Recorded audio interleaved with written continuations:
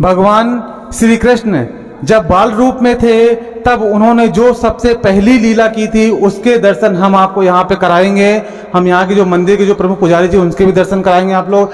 ये देखिए भगवान श्री कृष्ण ने जो पहली लीला की थी वो पूतना को मोक्ष प्रदान किया था। जी हाँ, पूतना को माता की गति प्रदान की थी भगवान श्री कृष्ण ने। ऐसे हमारे भक्त वत्सल भगवान श्री कृष्ण हैं। देखिए ये पूतना बहुत विशाल काय पूतना जो राक्षसी थी कंस के द्वारा भेजी गई थी भगवान श्री कृष्ण को मारने के लिए। क्यों? क्योंकि कंस को श्री कृष्ण से भय था कि ये मेरा काल है, इसके द्वारा मुझे भय है। तो राक्षसी ने भगवान आकर के श्री कृष्ण को अपने स्तनों में जहर लगा कालकूट नामक स्तन में विष लगा करके भगवान को पिलाया और मारना चाहा, लेकिन भगवान श्री कृष्ण ने उसका स्तनपान ऐसे किया कि साथ ही उसके प्राण भी पी लिए और पूतना को मोक्ष प्रदान किया। तो इस मंदिर के बारे में और जो भी कथा है, जो भी रहस्य, हम इस मंदिर के जो प्रमुख पुजारी जी हैं उनकी के जुबानी हम लोग सुनते हैं। राधे राधे महाराज जी। महाराज जी, इस यहाँ पे जो पूतना को जो मोक्ष मिला है, गोपाल जी ने मोक्ष दिया है, इसकी क्या कहानी है? आप हमारे इस चैनल के माध्यम से सभी भक्तों को बताइए। सतयुग, द्वापर, त्रेता, 3 युग में भगवान के साथ में चली। सतयुग में राजा बलि की पुत्री थी, बहुत बड़ा यज्ञ किया राजा बलि ने। तो भगवान के 23 अवतार हो चुके हैं। 15वें अवतार में विष्णु भगवान आए। इसका नाम रतनमाला था। दान मांगने के लिए इसके पिता के यहाँ दान मांगने आए। इसका नाम था रतनमाला। इसने भगवान को देख करके पुत्र इसने प्रकट किया, बड़ा सुंदर, ऐसा मेरा पुत्र होता तो मैं दूध पिलाती। भगवान ने कहा तथास्तु। तो 3 पर भूमि राजा बलि से मांगी। 3 पर भूमि, तीनों लोग ले लिए। कुछ नहीं रहा था, इसको क्रोध आ गया, मैं इसको विष दे के मार देती, मेरा पुत्र होता। भगवान ने फिर कहा तथास्तु। तो 3 पर भूमि में फिर आया त्रेता, राम अवतार। सतयुग में राजा बलि की पुत्री थी।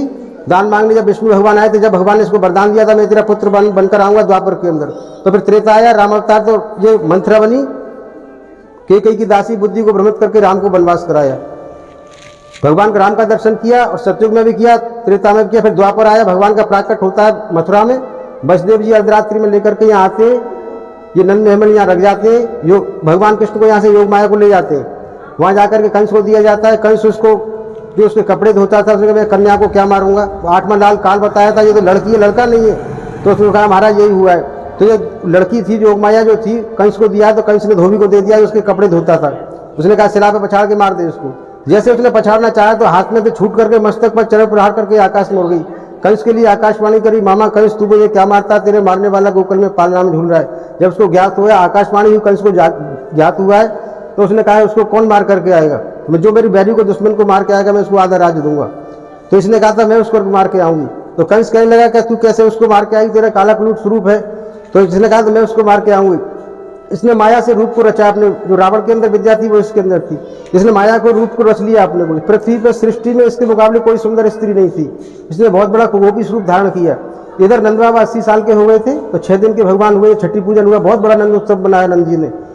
तो इसको जब आदेश करता है कंस तू जाओ वहां पर मार कर रहा है, तो जब इसने कहा मैं गोपी स्वरूप धारण किया, तो आकाश मार्ग से उड़कर आई थी, सिंहासन पर आकर बैठ गई थी।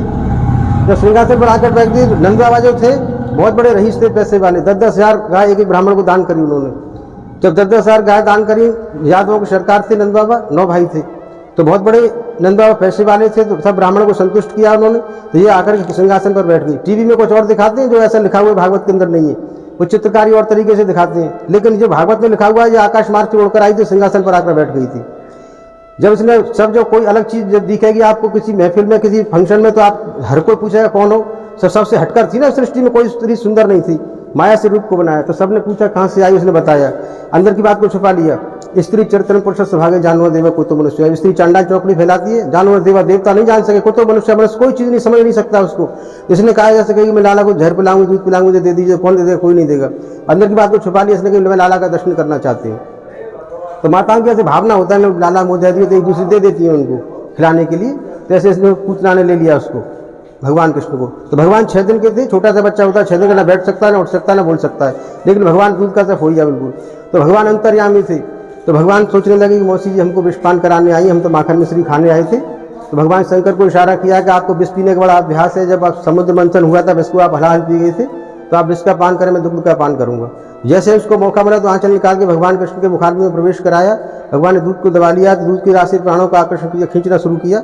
तो ये आकाश जब इसकी शक्ति क्षीण होने लगी, दूध की राशि भगवान ने प्राणों का आकर्षण किया ना, खींचने शुरू किया, इसलिए इसकी शक्ति क्षीण होने लगी। इसने सोचा कि मुझे कुछ होता जा रहा है, ये नहीं मर रहा है, मुझे मारे डाल रहा है। तो गुस्से में आकर कोई काम खराब कर देते हैं, आकाश में आग में उड़ाकर लेगी भगवान को। तो भागवत में जो लिखा हुआ 6 कोस 18 किलोमीटर शरीर बनाया माया से आकाश में जाकर के, भगवान ऊपर से मुड़कर इसके नीचे थोड़ा चूड़े माच राजेंद्र, पेड़ पौधे थे, इसका सबका चूर्ण बन गया।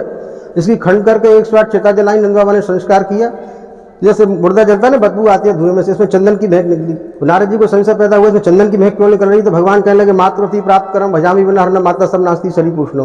मैं इसको सत्य को वरदान देकर आया था, ये मुझे पुत्र के रूप में चाहती, जैसा मेरा पुत्र होता तो दूध पिलाती, तो मैं इसका दूध पी लिया है। मातृति में माता मान के इसका उद्धार करता हूँ। मेरा स्पर्श हो गया, मेरे दर्शन तो बहुत भक्तों ने किया, स्पर्श नहीं किया किसी ने, मेरे पकड़ा नहीं मुझे किसी ने। इसने भगवान को पकड़ा था। जैसे लोहा होता है, हम पारस से लगाते हैं सोना बन जाता है, भगवान को छू लेता है दिव्य हो जाता है। फिर इसकी भस्मी हो गई। जैसे हम कपड़ा दूसरा पहन लेते हैं नया, ये पुराना छोड़ देते हैं, ऐसे शरीर तो भस्मी हो गया। एक दूसरा देवी का स्वरूप धारण किया इसने। आकाश से पुष्पक विमान आए, 4 पार्षद विष्णु भगवान के उसमें आए। तो जब उसमें आरूढ़ हो जाती है, भगवान उसको गोलोक धाम को आदेश करते हैं। गोलोक धाम कौन सा है कि जो भगवान का स्पर्श कर लेता है, जो भगवान को छू लेता है, तो गर्भ के गड्ढे में लौट कर नहीं आना पड़ता, उसको साकेत धाम को भेजते हैं जहाँ चरणों की भक्ति देते हैं। भगवान संसार में आने की आवश्यकता उसको नहीं पड़ती। तो भगवान ने उसको बदला, विचार को मैं तेरे विचार को बदलता हूँ, मेरा स्पर्श हो गया तेरे पे। तो इस माता रानी का आज भी प्रभाव है। इसमें नारियल लगे हुए चारों तरफ, इसकी भेंट लगाई जाती है। माता बहनों के गर्भ गिर जाते हैं, पुत्री होती है, पुत्र नहीं होता है, बच्चे नहीं होते, डॉक्टर के इलाज काम नहीं करता है, जब भेंट करके जाती है उनकी मैया 9 महीने में गोद भरती, प्रत्यक्ष किम प्रमाणों। इसका आज भी प्रमाण है, हमारे पास सबका बायोडाटा लिखा हुआ रखा है। 700 माताओं की गोद भरी जिनके बच्चे नहीं होते हैं उनकी। तो इसका इस तरीके से वृत्तांत है। आजकल आदमी चमत्कारी पड़ जाता है कि चमक कहाँ पर, कूलर पत्थर पर, कूलर कहाँ लग रहा है, टाइल कहाँ, पत्थर कहाँ, उसमें ऐसा नहीं। हमारी पौराणिक जगह है, हमारा ये नीचे का समाधि स्थल ये कभी नहीं बदला जाता है। और सब 4 दीवारी टूटता रहता है, फूटता रहता है, बनता रहता है, लेकिन इस नीचे का समाधि स्थल कभी नहीं बदला जाता है। ये प्राचीन स्थान है, पूतना मोक्ष उद्धार, या भगवान ने जो उद्धार किया था पूतना का, इस तरीके इसका ये वृत्तांत है। पूतना का मोक्ष किया था भगवान। 10वें स्कंद में भागवत में बता रहे हैं भगवान, मातृति प्राप्त करम भजामी बिना माता सब नास्ती शरीर पोषण में, तुझको माता मान के तेरा उद्धार करता है। फिर राक्षसी नहीं रही, फिर माता बन गई भगवान की, क्योंकि आंचल मुखाद में प्रवेश कराया, पकड़ लिया भगवान को, तो माता का दर्जा दिया 10वें स्कंद में, माता वान को मोक्ष दे देता हूँ। बहुत से मूर्ख कहते हैं पूतना काम मारी, मारने का काम तो कसाई का कट्टी घर में गड़ासा चलता है। भगवान ने मारा नहीं, किसी को उद्धार किया है। उद्धार उसको कहते हैं गर्भ के गड्ढे में लौट कर नहीं आता है। मरना उसको कहते हैं बार बार जन्म लेता है, मरता है। इस तरीके से इसका वृत्तांत है। आपने दर्शन तो बहुत जगह करें, वहाँ आपने कृष्ण के दर्शन करें। ये बाल कृष्ण है, बाल छोटे स्वरूप का थे भगवान, 6 दिन के, छोटा सा बच्चा होता है। यहाँ बाल कृष्ण और जगह सब कृष्ण है। तो ये 6 दिन के भगवान को सबसे पहली द्वापर की लीला है। आप जितनी लीलाएं 125 साल भगवान ने ये धराधाम पर लीलाएं की और शरीर का परित्याग किया, तो सबसे पहले पूतना का उद्धार किया। ये आपको जितनी लीलाएं आप देखेंगे, पढ़ेंगे, सुनेंगे, सब बाद में किया। सबसे पहले पूतना का उद्धार यहाँ पर किया। ये प्राचीन जगह है।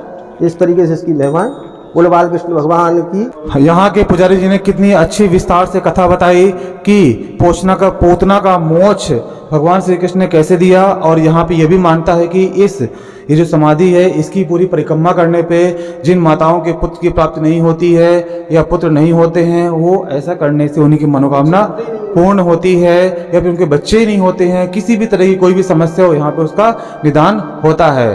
बोलो बालकृष्ण भगवान की जय। पूतना मोक्ष मंदिर के बाहर ही श्रद्धालु हमारे जो कोलकाता से आए हुए हैं, देखिए हाथ में कितने प्यारे से गोपाल जी भी हैं साथ में। आप दर्शन करें, कितनी प्यारी बंसी लिए हुए हैं छोटे से गोपाल जी, कितने प्यारे सुंदर सजावट है इनकी। ये कोलकाता से आए हुए हैं। हमसे बात करते हैं, आप यहाँ पे दर्शन करने पर आपको कैसा लग रहा है? बहुत अच्छा लग रहा है, बहुत सुंदर जगह है, बहुत अच्छा लग रहा है। फिर आएंगे, कृपा करेंगे तो तब फिर आएंगे। देखिए ये अपने पूरे परिवार के साथ यहाँ पे आई हैं भगवान जी के दर्शन करने, बाल रूप का दर्शन करने यहाँ पे, और उनको भी घुमाने लेके आई। छोटे से गोपाल जी वो भी साथ में आए हैं इनके यहाँ पे वृक्ष क्षेत्र में दर्शन करने। बोलो बालकृष्ण भगवान की जय। Subscribe to my channel and also press this bell icon.